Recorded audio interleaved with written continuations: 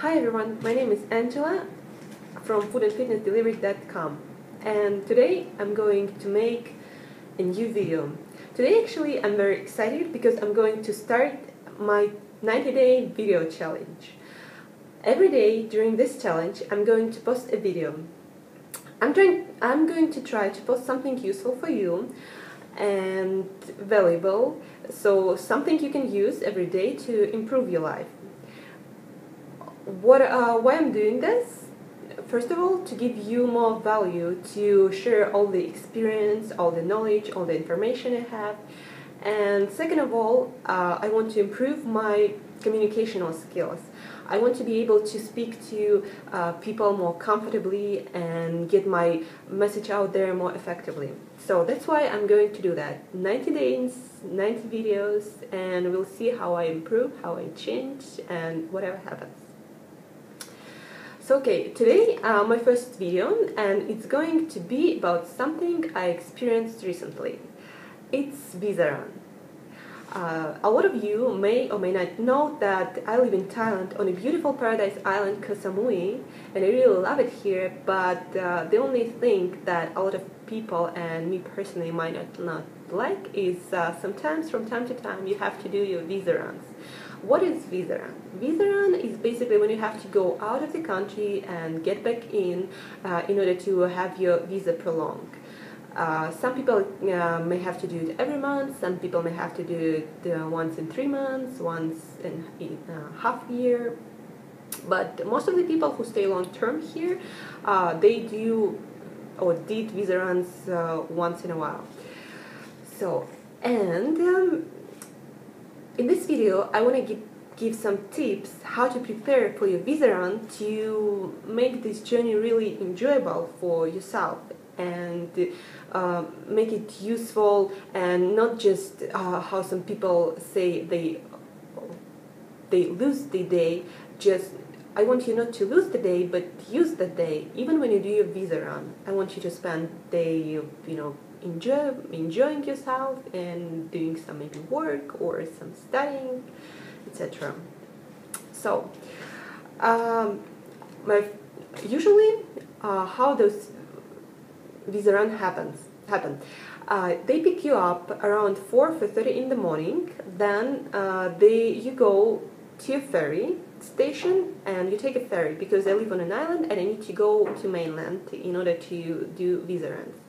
So you go take a ferry that will take you an hour and a half, and then you go on another minivan to the border to the nearest country. It may be Burma, it may be Malaysia, it may be Cambodia. Well, I'm going to Malaysia, and the trip by minivan lasts about 4.5 hours, and then you go out of the country, get back in, and you take another 4.5 hour minivan ride, and then you go on a ferry 1.5 hours. So you can see how much time you can use or you can waste, and it all depends how well you prepared for the trip.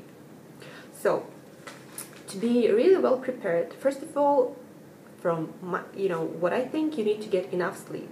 Although on a minivan and on a ferry you will have a lot of time, and a lot of people may think that you'll be able to sleep and get enough rest, but the thing is, it's not that comfortable. At least for me, it's not that comfortable, so I could get really quality sleep. So in order to be able to be productive to some degree, you need to get enough sleep. Just whatever is enough for you, 6, 7 hours, 8 hours, as many as you need. You may not get all the hours as you usually do, but at least get 6 hours of normal sleep. So if you have to leave like at 4 in the morning, then probably go to bed at least around 9, and that will make, believe me, will make all the difference. So get enough sleep. The second tip, advice, is get your sleeping gear with you. Although I recommend to get enough sleep, still there will be some time, maybe in the middle of the day, maybe early in the morning, where you'll be sleepy and you will want to rest for a while. And to rest comfortably and to get maybe even some sleep, you need to get your sleeping gear. For me, it's comfortable pillow or self-made pillow. I just put a couple of towels in my bag and use it as a pillow. Something to cover yourself with, because me personally, I cannot sleep if I feel even a little bit cold, and in air conditioner minivan or on ferry in air conditioned room, it can get pretty chilly, so get something to cover yourself with. Then I get my sleeping mask, something to cover my eyes, because there always will be some light in the minivan or in on the ferry, so I cannot sleep or when there is bright light and my eyes are not covered, so I always get my mask. The next thing is my earplugs. It can get pretty noisy on a ferry and sometimes in a minivan, so I prefer to use earplugs to be totally, in my space and to get really comfy and get enough sleep. As much as I can, as much as I want. So that is my sleeping gear. Pillow, something to cover, eye mask, and earplugs. You may not take it all, or you may take some of it, but believe me, that will make a huge difference in your rest quality. Then take some warm cloth with you. Although it's tanned and it can be pretty hot during the day, and it usually is pretty hot during the day, still in the minivan, air conditioner is on all the time. On the ferry in the room, air conditioner is on all the time, so it can get pretty chilly. So have something long sleeve with you or on you, or have something to cover yourself with, so you'll be cozy, warm, and really comfortable, because you have to spend 8-9 hours in the minivan on the ferry, and it's a lot of time, and you're sitting, and if you're cold all the time, you can even get sick, and the rest of the week may be just wasted time for you if you don't get warm clothes, if you don't cover yourself up, if you're not warm and cold all the time. So just take my advice, make yourself warm on that trip. Then, because you have so much time on your hands, you should have something to occupy with. Like, I like to have books, movies, educational audios or videos. Usually during that trip, I like to read one book. I read the whole book, and it actually makes the whole lot of difference for my trip, because usually I cannot spend reading 8 hours straight or 7 or 6 hours, and on that trip I can do that pretty comfortably. And I like to read that whole book and just absorb all that knowledge in one day, and then after you come home after the trip, you don't feel like your time was wasted. You feel like you acquired some really good knowledge. I mean, it depends on what book you take, but even if it's some fictional book or something else, it's still, reading is really good for you. It makes your brain work better. Books. Then I take movies, because there is only so much you can read alone before your brain starts to tell you, enough, I need time to process information, just do something else, do something that doesn't require much of my energy and work, so I could process all the information you gave me. So I take maybe some movies that doesn't have that don't require me to think about a lot, or I usually play some games like mahjong or other simple puzzles that I don't have to think much about. Yeah, or I can just listen to some music. So get yourself prepared, take some books, movies, audios, something maybe you wanted to do for a long time, but you never had time for it. Like, maybe there is a book you wanted to read for a long time, or audio to listen to, or movie to watch to, whatever it is for you, just, take those things with you. My iPad helps me a lot with that, really. Like, I have my audios, I have my books, I have my videos there. It's really cool thing. Get one for yourself if you don't have one yet. So, yeah. Then, important thing is food. Usually on Viseran, they provide you maybe with breakfast, lunch, coffee, but of course the food is not what you usually used to. At least for me, I'm a raw vegan, and the food they gave you, is nothing I would eat at all. So, me personally, I eat really lightly or don't eat at all during those trips because, I sit all day long and I don't feel like I need a lot of energy to do anything. So I just drink my coconut water that I prepare a day before, or I may have a couple of bananas or a couple of apples, and that's what I'm gonna have for the day.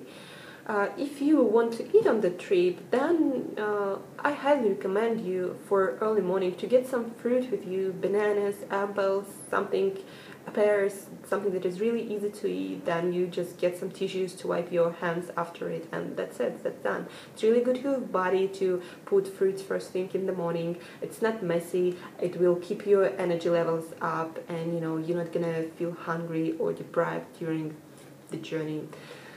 Then, if you don't like the food they're gonna prepare for you, if you're eating something different, then just pack your food. Maybe grab a bag of nuts or a bag of dried fruits, or more fruits, more bananas, more apples. Here in town, it's pretty easy to get fruits almost everywhere you go. But even here, 4 o'clock in the morning and till your breakfast, till the first stop, usually 9 or 10 o'clock in the morning, you're not gonna get anything. So if you get hungry this time, it's better if you take something with you, and then have something for your whole trip. So food is covered. Then if you don't feel well traveling on a ferry, on any sea transport, or in minivans that getting shaped all over the place, then you have to, and if you get seasick, then you have to think about maybe, I don't know, medicines or whatever you use to make yourself comfortable, because you're gonna be in the van and on the ferry for quite a long time, and to have a pretty good day you need to take care of that aspect, or figure out something else. Don't go on those trips at all, or if you get seasick all the time, it's going to be a really hard journey for you. One of the most important things is toilet paper. We all know that we're going to go to the bathroom at some point. The less time you go, the better, because the toilets are awful, let's be honest. And those are Asian toilets. Asian people, they don't use toilet paper a lot. And for some people, that's okay. They can use water, and they're okay with wiping themselves or using newspaper that can be in the toilet sometimes. But I'm really picky about that, and I need my toilet paper, normal toilet paper, everywhere I go. So I just grab a roll of toilet paper with me, and I feel comfortable the whole journey. The toilets, I told you, not the best. Toilet paper is a miracle there, so just, if you're like me, just take your toilet paper with you. Believe me, that's gonna make your journey whole much better. Then you have to take into account that there will be not so many stops on your trip, and you have to be able to go without toilet for 2-3 hours. So before the journey and on the journey, don't drink too much. Don't eat something that will make your stomach upset and you have to go to the bathroom, or you have to, hold it in for some time and worry all the time about when it's going to be next stop or something like that. So don't eat anything bad the day before. Don't try to eat unusual food the day during the trip.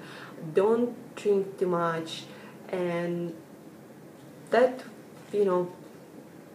then you'll be pretty good. Otherwise, you'll be thinking about the bathroom all day long, and you won't be able to concentrate on anything. And probably the last tip, and very important one, the one I learned from my last journey that was a few days ago, actually, be thoughtful and care about people on that trip too. For some time, for quite a few hours, 7-8 hours, you're gonna be in a minivan in a pretty small place with a few people, and be aware of that and be thoughtful. before the trip, take a shower, wear clean shirts, don't drink alcohol, don't drink too much, don't smoke too much. Believe me, nobody wants to smell your alcohol stink or your cigarettes. Nobody wants to do that for so many hours. So don't, drink all night before the trip and then coming in the minivan and the whole minivan smells like alcohol. It's not nice. It's really not nice. Just, if you have to drink, just do it after or a few days before, get it out of your system and come clean to the bus, to make other people around you comfortable. I can understand if you stink naturally, and smell, yeah, what are you gonna do?